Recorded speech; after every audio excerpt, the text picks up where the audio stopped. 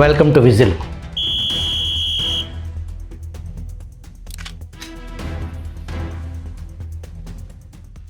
మహిళా రిజర్వేషన్ ముసుగులో కొత్త రాజకీయ భారతదేశానికి డీలిమిటేషన్ పునాది ఎవరుందా? మహిళలకు చట్టసభల్లో 33% ప్రాతినిధ్యం కల్పించడాన్ని ఎవరు వ్యతిరేకిస్తున్నారు? ఎవ్వరూ వ్యతిరేకించడం లేదు. మరి ఎందుకు ఈ రాజకీయం? మహిళా రిజర్వేషన్ను ఇప్పుడున్న 543 లోక్సభ స్థానాల్లో తక్షణం అమలు చేయకుండా డీలిమిటేషన్తో ఎందుకు ముడిపెడుతున్నారు? మహిళల ప్రాతినిధ్యమే ప్రధాన లక్ష్యమైతే ప్రస్తుతం ఉన్న లోక్సభ స్థానాల్లోనే 33% సీట్లను మహిళలకు కేటాయించవచ్చు కదా. మహిళా సంఘాలు, ఇతర రాజకీయ పార్టీలు కూడా ఇదే డిమాండ్ చేస్తున్నాయి. అయితే ఇక్కడే ఉంది అసలు తిరకాసు. కేంద్రం ప్రతిపాదిస్తున్న మార్గం వేరు. ముందుగా డీలిమిటేషన్, లోక్సభ స్థానాల సంఖ్య పెంపు, ఆ తర్వాతే మహిళా రిజర్వేషన్ అమలు. ఇక్కడే రాజకీయ అనుమానాలు మొదలవుతున్నాయి. కేంద్రం ముందుకు తెచ్చిన ప్రతిపాదన ప్రకారం లోక్సభ స్థానాలను రాష్ట్రాల వారీగా దాదాపు 50% చొప్పున పెంచాలని భావిస్తున్నారు. ప్రస్తుతం లోక్సభలో 543 స్థానాలు ఉన్నాయి. 50% పెంచితే మొత్తం సంఖ్య సుమారు 815 చేరుతుంది. వాటిలో దాదాపు 272 స్థానాలకు మహిళలకు రిజర్వేషన్లు ఖరారవుతుంది. కేంద్ర ప్రభుత్వం చెబుతున్న హామీ ఏంటంటే ఏ రాష్ట్రానికి ప్రస్తుతం ఉన్న స్థానాలు తగ్గవు, ప్రతి రాష్ట్రానికి దాదాపు 50% స్థానాలు పెరుగుతాయి అని. అందువల్ల దక్షిణాది రాష్ట్రాలకు నష్టం ఉండదు. పైకి చూస్తే ఇది సమతుల్యమైన ప్రతిపాదనలాగా కనిపిస్తుంది. కానీ రాజకీయ ప్రాతినిధ్యంలో కేవలం సీట్ల సంఖ్య కాదు, దేశంలో మొత్తం సీట్లలో ఒక రాష్ట్రానికి ఉన్న శాతం, రానున్న కేంద్ర ప్రభుత్వ ఏర్పాటులో దాని బేరసారాల శక్తి, పార్లమెంట్లో దాని నిర్ణయ ప్రభావం ముఖ్యం. సీట్లు పెరిగినా రాజకీయ బలం తగ్గొచ్చు. ఉదాహరణకు ఆంధ్రప్రదేశ్లో ప్రస్తుతం 25 లోక్సభ స్థానాలు ఉన్నాయి. 50% పెంపుతో అవి సుమారు 37-38 చేరొచ్చు. చూడటానికి ఆంధ్రప్రదేశ్కు 12 లేదా 13 స్థానాలు అదనంగా వచ్చినట్లే. కానీ ఉత్తరప్రదేశ్, బీహార్, మధ్యప్రదేశ్, రాజస్థాన్ వంటి పెద్ద రాష్ట్రాల్లో స్థానాలు మరింత భారీ సంఖ్యలో పెరుగుతాయి.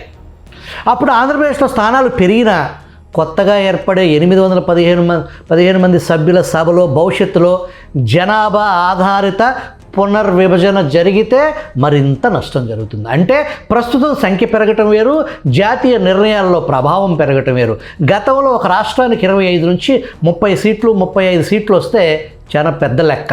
కేంద్ర ప్రభుత్వం ఏర్పాటు చేయడానికి అవసరమైన మెజారిటీ సంఖ్య 272 నుంచి దాదాపు ఇప్పుడు 408కి పెరిగే పరిస్థితి ఉంది. అప్పుడు అధిక జనాభా గల హిందీ రాష్ట్రాల సమిష్టి ప్రభావం మరింత కీలకమవుతుంది. ప్రస్తుత ప్రతిపాదనలో నియోజకవర్గాల సరిహద్దుల పునర్విభజనకు 2011 జనగణనను ప్రతిపాదికగా తీసుకోవాలనే అంశం ముందుకొచ్చింది. ప్రతి రాష్ట్రానికి సీట్లను 50% పెంచుతూ ఆయా రాష్ట్రాల్లో కొత్త నియోజకవర్గాలను 2011 జనాభా ఆధారంగా ఏర్పాటు చేయాలన్నది ప్రభుత్వ నమూనా. ఇక్కడ 2 వేరువేరు ప్రక్రియలు గమనించాలి. మొదటిది, ప్రతి రాష్ట్రానికి ప్రస్తుతం ఉన్న స్థానాలను 50% పెంచటం. రెండవది, ఆ రాష్ట్రంలో కొత్త నియోజకవర్గాల సరిహద్దులను 2011 జనాభా ప్రకారం గీయటం. ఈ నమూనాతో తక్షణంగా దక్షిణాది రాష్ట్రాల ప్రస్తుత సీట్ల శాతం తగ్గకుండా నిలిపివేయచ్చు. కానీ ఇది శాశ్వత పరిష్కారం కాదు. ఎందుకంటే తదుపరి జనగణన ఆధారంగా రాష్ట్రాల మధ్య స్థానాల నిష్పత్తిని పూర్తిగా పునర్నిర్మించాలని భవిష్యత్తులో ఒత్తిడి రావచ్చు. అప్పుడే అసలు ఉత్తరాది దక్షిణాది వివాదం మరింత తీవ్రతరం అవుద్ది. మరి ప్రస్తుతం బీజేపీకి 50% సీట్ల పెంపుతో ఏంటి లాభం? ఇక్కడ ఒక విషయం స్పష్టంగా చెప్పుకోవాలి. డీలిమిటేషన్ బీజేపీని తప్పనిసరిగా గెలిపిస్తుంది అని మనం ముందే తీర్పు ఇవ్వలేం. అయితే రాజకీయ నిర్మాణాన్ని పరిశీలిస్తే ఈ మార్పు ద్వారా బీజేపీ పొందగల కొన్ని వ్యూహాత్మక ప్రయోజనాలు స్పష్టంగా కనిపిస్తున్నాయి. బీజేపీ బలమైన రాష్ట్రాల్లో భారీ సంఖ్యలో కొత్త సీట్లు వస్తాయి. ఉత్తరప్రదేశ్, మధ్యప్రదేశ్, రాజస్థాన్, గుజరాత్, ఛత్తీస్గఢ్, ఉత్తరాఖండ్ వంటి రాష్ట్రాల్లో బీజేపీకి బలమైన సంస్థాగత నిర్మాణం ఉంది. ఈ రాష్ట్రాల్లో సీట్లు 50% పెరిగితే కొత్తగా ఏర్పడే అనేక నియోజకవర్గాల్లో అభ్యర్థులను నిలబెట్టగల బూత్ స్థాయి యంత్రాంగం బీజేపీకి ఇప్పటికే ఉంది. కొత్త ఎన్నికల భూభాగాన్ని వేగంగా ఆక్రమించగల సంస్థాగత సామర్థ్యం ప్రస్తుతం బీజేపీకి ఇతర జాతీయ పార్టీల కంటే ఎక్కువగా ఉందనేది సహేతుకమైన రాజకీయ అంచనా. ప్రాంతీయ పార్టీల బేరసార శక్తిని పరిమితం చేసే అవకాశం. 543 స్థానాల సభలో 20 లేదా 25 మంది ఎంపీలు ఉన్న ప్రాంతీయ పార్టీ కేంద్ర ప్రభుత్వ ఏర్పాటులో కీలకమవుతుంది. 815 స్థానాల సభలో అదే 25-30 మంది ఎంపీల ప్రభావం తగ్గుతుంది.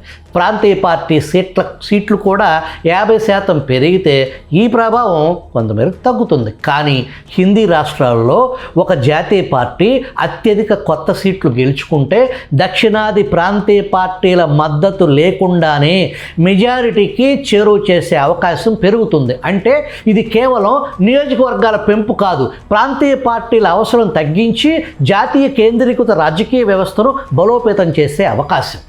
ఇక మహిళా రిజర్వేషన్ ద్వారా భారీ అభ్యర్థుల పునర్వ్యవస్థీకరణ. 815 స్థానాల్లో దాదాపు 272 స్థానాలు మహిళలకు రిజర్వ్ చేస్తే దేశవ్యాప్తంగా రాజకీయ అభ్యర్థుల నిర్మాణం ఒక్కసారిగా మారిపోతుంది. ప్రస్తుత పురుష ఎంపీల నియోజకవర్గాల్లో పెద్ద ఎత్తున మార్పులు చేర్పులు వస్తాయి. కొత్త మహిళా అభ్యర్థుల ఎంపిక, పార్టీ టిక్కెట్లు, రాజకీయ వారసుల ప్రవేశం, పార్టీ నాయకత్వానికి విధేయత వంటి అంశాలపై కేంద్ర నాయకత్వానికి అపార నియంత్రణ వస్తుంది. బలమైన కేంద్రీకృత నాయకత్వం ఉన్న బీజేపీకి ఇది సంస్థాగతంగా ఉపయోగపడే అవకాశంగా మారుతుంది. మహిళా వ్యతిరేకులు అనే రాజకీయ ఉచ్చు డీలిమిటేషన్ను మహిళా రిజర్వేషన్తో కలిపితే ప్రతిపక్షం క్లిష్టమైన స్థితిలోకి నెట్టబడుతుంది. బిల్లుకు మద్దతు ఇస్తే డీలిమిటేషన్ నమూనాను కూడా అంగీకరించాల్సి వస్తుంది. వ్యతిరేకిస్తే మహిళలకు 33% రిజర్వేషన్ను ప్రతిపక్షమే అడ్డుకుంటుంది అని బీజేపీ ప్రచారం చేయగలదు. 2026 ఏప్రిల్లో ప్రతిపాదిత రాజ్యాంగ సవరణకు లోక్సభలో 295 మంది అనుకూలంగా 230 మంది వ్యతిరేకంగా ఓటు వేసిన అవసరమైన ప్రత్యేక మెజారిటీ రాకపోవడంతో అది ఆమోదం పొందలేదు. అనంతరం అధికార పక్షం మహిళా రిజర్వేషన్ను వ్యతిరేకించిన వారు రాజకీయ మూల్యం చెల్లిస్తారని హెచ్చరించింది. ఇదే బీజేపీకి అత్యంత శక్తివంతమైన రాజకీయ కథనం. డీలిమిటేషన్ను ప్రశ్నించే వారిని మహిళా రిజర్వేషన్ వ్యతిరేకులుగా చిత్రీకరించడం. అసలు దాగి ఉన్న బీజేపీ రాజకీయ దీర్ఘకాలిక లక్ష్యం కేవలం వచ్చే ఎన్నికల్లో కొన్ని అదనపు సీట్లు గెలవటం మాత్రమే కాకపోవచ్చు. దానికంటే పెద్ద లక్ష్యం బీజేపీ ఆలోచన అయి ఉండొచ్చు. భారత రాజకీయ అధికార కేంద్రాన్ని శాశ్వతంగా పునర్నిర్మించడం, హిందీ బెల్ట్లో అత్యధిక స్థానాలు, కేంద్రీకృత జాతీయ నాయకత్వం, బలహీన స్థాయిలో ఉండే ప్రాంతీయ పార్టీల బేరసారాల శక్తిని తగ్గించి దేశ రాజకీయ స్వరూపమే మారిపోతుంది. అందువల్ల విమర్శకులు అడుగుతున్న ప్రశ్న ఏంటంటే, ఇది మహిళలకు రాజకీయ సాధికారత కల్పించే చట్టమా, లేకపోతే మహిళా సాధికారతను ముందుంచి బీజేపీకి అనుకూలమైన కొత్త ఎన్నికల మ్యాప్ను నిర్మించే ప్రయత్నమా? ఈ అనుమానాలని కేంద్రం కేవలం ఉత్త మాటలతో తొలగించలేదు. డీలిమిటేషన్ సూత్రాలు, రాష్ట్రాల వారి సీట్ల సంఖ్య, ఉపయోగించే జనగణన రిజర్వేషన్ రొటేషన్, నియోజకవర్గాల సరిహద్దుల ప్రమాణాలు ఇవన్నీ ముందుగానే కేంద్రం బహిరంగపరచాలి కదా. 50% పెంపు నిజంగా దక్షిణాదికి రక్షణగా ఉంటుందా? ప్రతి రాష్ట్రానికి సమాన నిష్పత్తిలో 50% పెంచితే తక్షణం దక్షిణాది ప్రస్తుత వాటా తగ్గకపోవచ్చు. ఆంధ్రప్రదేశ్లో అధికారంలో టీడీపీ కేంద్ర నమూనాకు మద్దతు తెలిపింది. కేంద్రానికి మద్దతు తెలపడం తప్ప వైసీపీకి మరో గత్యంతరం లేదు. ప్రతిపాదించిన పెంపు అన్ని రాష్ట్రాలకు ప్రోరేటా పద్ధతిలో వర్తిస్తుందని టీడీపీ నాయకులు చెబుతున్నారు.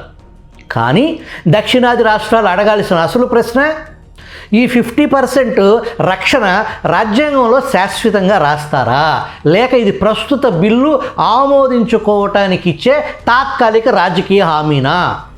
ఈరోజు అన్ని రాష్ట్రాలకు 50% పెంచి రేపు కొత్త జనగణన ఆధారంగా రాష్ట్రాల మధ్య సీట్లను పునర్విభజిస్తే దక్షిణాది ప్రమాదంలో పడుతుంది. కాబట్టి ఒక్క సీటు తగ్గదు అనే హామీ సరిపోదు. దేశం మొత్తం లోక్సభ స్థానాల్లో ప్రతి రాష్ట్రానికి ప్రస్తుతం ఉన్న శాతాన్ని కూడా చట్టంతో రక్షిస్తారా లేదా అనేది అసలు ప్రశ్న. కేంద్ర ప్రభుత్వం సమాధానం చెప్పాల్సిన ప్రశ్నలు చూద్దాం. మహిళా రిజర్వేషన్ను ప్రస్తుతం ఉన్న 543 స్థానాల్లో అమలు చేయడానికి అడ్డంకి ఏంటి? మహిళా రిజర్వేషన్ డీలిమిటేషన్ తప్పనిసరి షరతుగా ఎందుకు కొనసాగిస్తుంది? 50% సీట్ల పెంపు ఏ జనాభా, ఏ శాస్త్రీయ అధ్యయనం ఆధారంగా నిర్ణయించారు? రాష్ట్రాల వారి ప్రస్తుత లోక్సభ వాటాను శాశ్వతంగా రక్షిస్తారా? 2011 జనగణన ఉపయోగించిన తర్వాత కొత్త జనగణన ఆధారంగా మరోసారి రాష్ట్రాల మధ్య సీట్లను మార్చుతారా? దక్షిణాది రాష్ట్రాల కుటుంబ నియంత్రణలో సాధించిన విజయానికి రాజ్యాంగపరమైన రక్షణ ఏంటి? కొత్త నియోజకవర్గాల సరిహద్దులను స్వతంత్ర డీలిమిటేషన్ కమిషనే నిర్ణయిస్తుందా? మహిళా రిజర్వేషన్ నియోజకవర్గాల రొటేషన్ ఎలా జరుగుతుంది? డీలిమిటేషన్పై రాష్ట్రాల అసెంబ్లీల ఆమోదం లేదా సమాఖ్య సంప్రదింపులు ఎందుకు నిర్వహించటం లేదు? బిల్లు ముందుకు తేవటానికి ముందు రాష్ట్రాల వారి ఖచ్చితమైన సీట్ల పట్టికను ఎందుకు విడుదల చేయటం లేదు?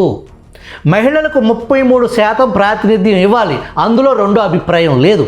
లోక్సభ నియోజకవర్గాల్లో జనాభా అసమానతలను సవరించాల్సిన అవసరం ఉంది, కానీ మహిళా న్యాయం పేరుతో సమాఖ్య స్ఫూర్తికి అన్యాయం జరగకూడదు.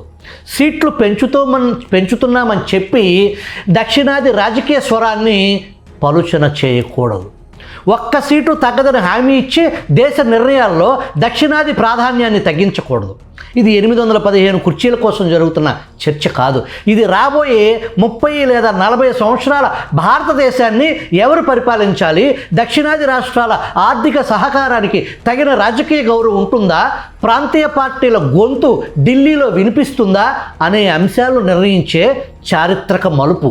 అందుకే భారతదేశం అడగాల్సిన చివరి ప్రశ్న, మహిళా రిజర్వేషన్ బిల్లులో మహిళలకు 33% వాటా కనిపిస్తుంది, కానీ డీలిమిటేషన్ రాజకీయాల్లో బీజేపీ కోరుకుంటున్న శాశ్వత అధికార వాటా ఎంత?